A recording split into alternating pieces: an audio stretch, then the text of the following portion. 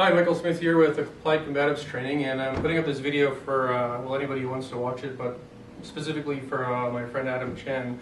And him and I are having kind of an online video conversation about certain very fundamental tactical attributes. And this one's going to be about how to get most people to apply a preemptive strike in a self-defense or a combative situation effectively.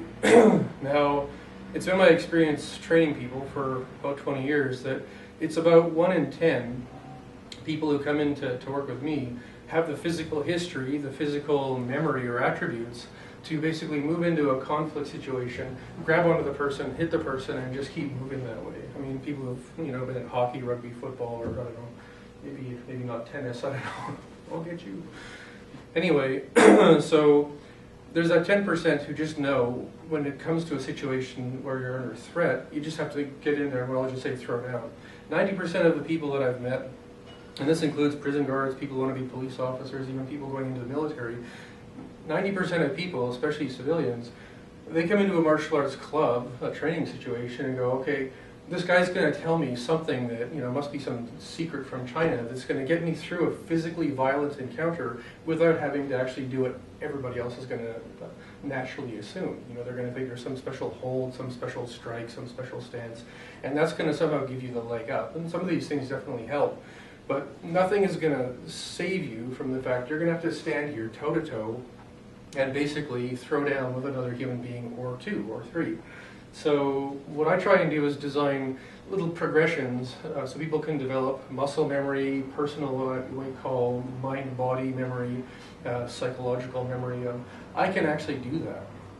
Now, because this is about preemptive strikes, most people can't do that. They can't imagine themselves walking into a conflict situation, finding themselves in a conflict situation, and just punching somebody in the head. I mean, that's a full commitment to now I'm going to be in a violent encounter with another person, and we're both going to be punching the shit out of each other, right? Very few people can just say, oh yeah, I'm in, right? So again, you want to put people through a nice gradual, specific, skill-specific progression so that makes perfect sense. Move in, hit the guy, and just keep swinging. So I'm going to take you through the sequence now, and I'm just going to ask you to just sort of stick with it, because at first it's going to seem a little that's not preemptive. So what we're going to do is called the futility experience. I apologize, but it's for the good of humanity. So the futility experience is, I cover my eyes, they choose number 1 or 2, I'm assuming they figured that out, and when I open my eyes, they're going to come at me, and each of them gets to strike at me 3 times, in whatever order they are. And the futility part of the drill is, I'm only allowed to block, and that's not something we almost ever do here. But there's a reason why. So I'm going to do that again. And then they're ready. And then, okay. I'm only allowed to basically maintain some structure, some position, and protect myself. Now, for people who, again, are just coming into a situation, it might take them a couple of months to get there, to a situation where they can just, no matter what, without rehearsal, to stop 3 weapons from coming at you. So until you're there, you're not there. You're not physically actually comfortable, have the memory that you can stand there in front of 2 people and stop yourself from getting hit, which, yeah, for 30 odd years, that's pretty rudimentary, but for some people, that's, cool. So, you're next.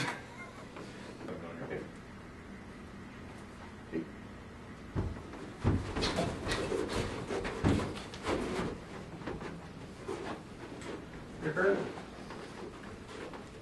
Yeah. Yep.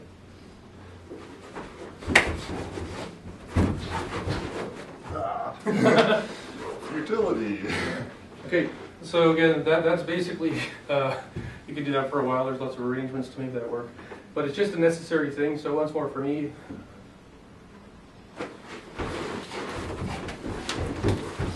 Hard for me, really hard for me not to be hitting him at the same time. So I'm trying to just stop his arms, and that's sort of part of the progression. So the next thing is basically the same drill. So different attribute.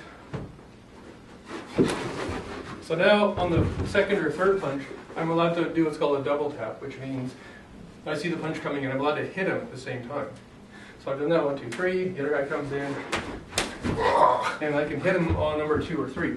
So as soon as I see that strike coming, I protect myself for one, get myself in a good position, and the scene is that's kind of way the hell over there. I'm just going to hit him and probably just keep hitting him.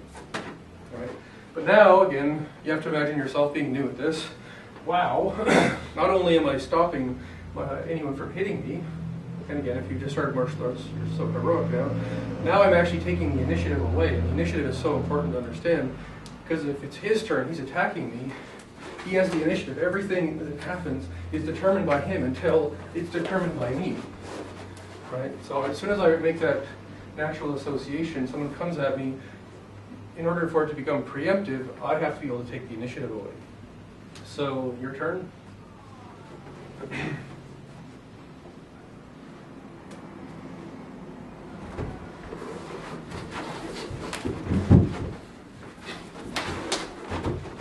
So again, we can do lots more strikes if we want to, but what we're trying to demonstrate right now is that same basic skill. So it's your turn. Yeah.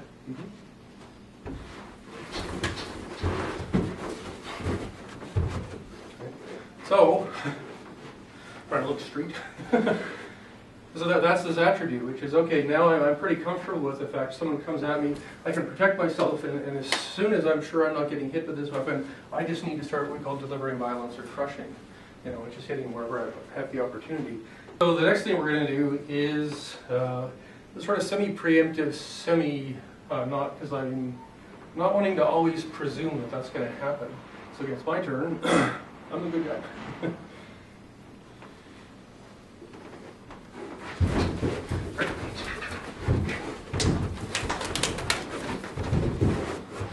All right. So the only thing that I committed to doing there with respect to this progression is whatever happened, I was just going to hit him in the face at the same time on the first strike, and if possible, keep interrupting his structure and just sort of demonstrate that there are other opportunities to hit people. Got it? Your turn.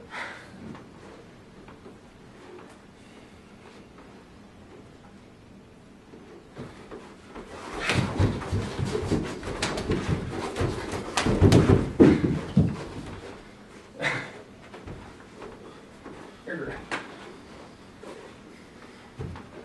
Wait.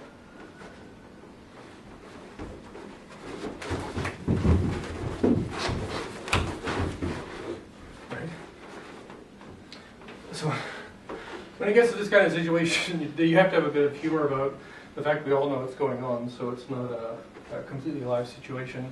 And typically, if I'm coming at someone and he's doing that part of the drill, he's getting his preemptive strikes in, I'm basically just going to allow him to flow with it a bit, just because we're working on this one thing. If everything turns into a clinching death match, it gets muddy. You forget what you're actually trying to remember. That's a funny thing to say out loud, forgetting what you're trying to remember, but more than anything, when you're taking that 90% of people, 90% chance that's you, 90% of people need to have the muscle memory, the psychological memory of one attribute at a time. Right now, that attribute is, I can see it coming, drop into my structure, get my hand on his face with a good amount of power behind it, and imagine myself moving forward. So there's another essential attribute when you're trying to move on a progression from being kind of defensive and protecting yourself to being more consistent about using a preemptive strike.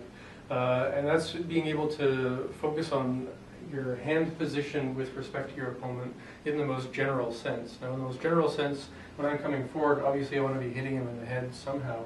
So he's, unless his instincts have suddenly stopped working, he's going to be naturally trying to avoid that. So I'm either going to be aiming for the center of his face and bouncing off of it, which is at a high risk for my hand to be punching me in the face, because it can break, I can get his teeth in my fist, or it could end up rolling in a way that could interfere with my hand. So I typically reserve punching for softer areas, which are less destructive to my hand, or situations where I'm controlling the target very specifically. And that's sort of the other part of the attribute, is I want to know that when I'm moving towards a person, I'm moving towards them in a general way. So in general, I want my hand on their face, my thumb maybe in their eye, my hand on their nose, my hand behind their head, because that predictably allows me to control more of it. My hand maybe misses being on this side, he weaves the other way, I end up over here. Really handy because I can smash him with my forearm, turn him his body weight down, and basically affect his structure that way. And also I want to keep my hands active because until I have a better sense of what his limbs are doing, I don't.